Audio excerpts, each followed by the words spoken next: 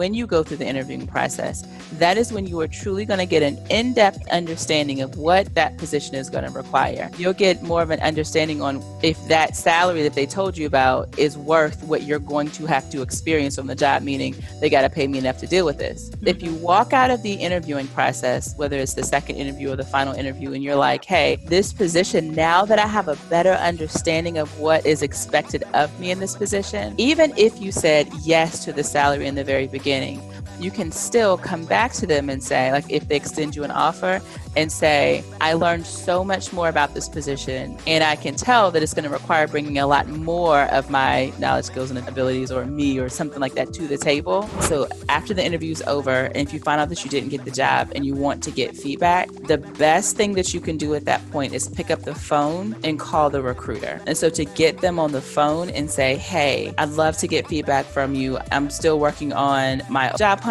This is an area I like to go in. Hearing from you can really, really help me. So every message that you said, but what happens is when you send me an email and I'm a recruiter and I have all these other jobs and you send me an email, number one, normal psychology of people is typically they're non-confrontational. And number two, you're kind of giving me an out because I don't really have to respond to your email. If in an email I say, hey, can we talk on the phone for a couple of minutes? Do you have 5 quick minutes to talk on the phone? Or if I pick up the phone and actually call the recruiter and I'm like, hey, I have a quick question for you. Could you give me a call back? Now the recruiter is more prone to have a conversation with you. And then once you have them on the line, being able to state that exact same message. When you're interviewing, only answer the questions that you're asked. Oftentimes, when someone asks us a question such as, why did you leave your last employer? We're answering that question plus what we've been doing over the last 6 months. They never asked us what we've been doing over the last 6 months. So if someone's like, why did you leave your last employer?